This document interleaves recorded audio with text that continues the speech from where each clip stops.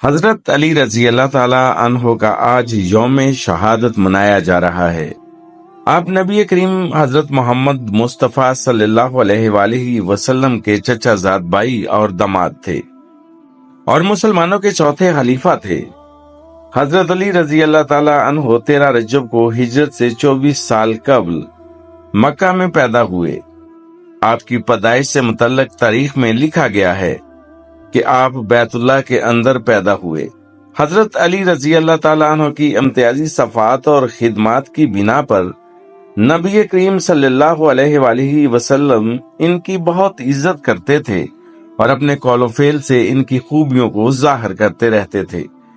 جتنے مناقب حضرت علی کرم اللہ وجہہ کے بارے میں احادیث نبوی صلی اللہ علیہ وآلہ وسلم میں موجود ہیں، کسی اور صحابی رسول کے بارے میں نہیں ملتے۔ آپ کے والد حضرت ابو طالب اور والدہ جناب فاطمہ بنت اسد دونوں قریش کے قبیلہ بنی ہاشم سے تعلق رکھتے تھے، اور ان دونوں بزرگوں نے بعد وفات حضرت عبد المطلب پیغمبر اسلام صلی اللہ علیہ وآلہ وسلم کی پرورش کی تھی۔ حضرت علی رضی اللہ تعالی عنہ پیغمبر اسلام صلی اللہ علیہ وآلہ وسلم کے چچا زاد بھائی ہیں۔ بچپن میں پیغمبر کے گھر آئے اور وہیں پرورش پائی۔ پیغمبر کی زیر نگرانی آپ کی تربیت ہوئی۔ وہ ایک لمحہ کے لیے بھی حضور صلی اللہ علیہ وآلہ وسلم کو تنہا نہیں چھوڑتے تھے۔ آپ کے بارے میں عام روایت ہے کہ آپ نے 13 سال کی عمر میں اسلام قبول کیا۔ حضرت علی کی امتیازی صفات اور خدمات کی بنا پر رسول کریم صلی اللہ علیہ وآلہ وسلم ان کی بہت عزت کرتے تھے اور اپنے قول و فعل سے ان کی خوبیوں کو ظاہر کرتے رہتے۔ امت مسلمہ کے چوتھے خلیفہ حضرت علی رضی اللہ تعالیٰ عنہ کے بارے میں رسول صلی اللہ علیہ وآلہ وسلم کی چند احادیث مبارکہ درج ذیل ہیں۔ نبی کریم صلی اللہ علیہ وآلہ وسلم فرمایا کرتے تھے، علی مجھ سے ہے اور میں علی سے ہوں۔ تم سب میں بہترین فیصلہ کرنے والا علی ہے۔ علی کو مجھ سے وہ نسبت ہے جو ہارون کو موسیٰ علیہ السلام سے تھی۔ یہ علی رضی اللہ تعالیٰ عنہ مجھ سے وہ تعلق رکھتے ہیں جو روح کو جسم سے یا سر کو بدن سے ہوتا ہے۔ حضرت علی رضی اللہ تعالیٰ عنہ خدا اور رسول کے سب سے زیادہ محبوب ہیں، یہاں تک کہ مباہلہ کے واقعہ میں حضرت علی رضی اللہ تعالیٰ عنہ کو نفس رسول کا خطاب ملا۔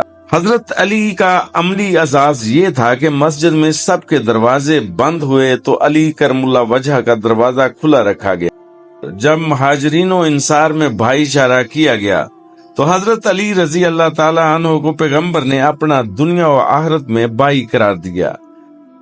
آخر میں غدیر خم کے میدان میں ہزاروں مسلمانوں کے مجمع میں حضرت علی کو اپنے ہاتھوں پر بلند کر کے یہ اعلان فرما دیا گیا کہ جس کا میں مولا، اس کا علی بھی مولا ہے۔ حضرت علی کی شہادت کیسے ہوئی اور ان کا قاتل کون تھا؟ ایک مسلمان جو کلمہ پڑھتا تھا لیکن اس کے دل میں چوتھے خلیفہ کے لیے بغض بھرا ہوا تھا۔ حضرت علی 19 رمضان المبارک 40 ہجری کو مسجد کوفہ میں تشریف لائے تو عبد الرحمن بن ملجم مسجد میں سو رہا تھا۔ الٹا لیٹا ہوا نیچے تلوار کو چھپائے، تلوار بھی زہر میں بجھی ہوئی۔ علی علیہ السلام نے کہا، اے ابن ملجم اٹھ جا، نماز کا وقت نکلا جا رہا ہے، نماز ادا کر۔ وہ معلوم اٹھا۔ علی رضی اللہ تعالیٰ عنہ نے آخری سجدہ ادا کیا۔ یکا یک ابن ملجم آگے بڑھا اور ایسا وار کیا سر مبارک پر کہ زہر میں بجھے ہوئے خنجر نے فوراً اپنا اثر دکھا دیا۔ روزہ میں روزے دار کو ایسا زخم لگا کہ پھر اٹھ نہ سکا۔ مسجد کوفہ میں شور برپا ہو گیا، قیامت کا منظر تھا۔ تمام چاہنے والے نالہ و فریاد کرنے لگے۔ حسن و حسین علیہ السلام مسجد میں تشریف لائے، اپنے بابا کی ریش مبارک خون سے تر دیکھی اور گھریا کرنے لگے۔ اصحاب حضرت علی رضی اللہ تعالی عنہ کو کاندھوں میں ڈال کر گھر لے گئے۔ گھر میں کوہرام برپا ہو گیا، بیٹیاں تڑپ گئیں باپ کی حالت دیکھ کر۔ حکیم نے علاج شروع کیا مگر زہر اپنا کام کر چکا تھا۔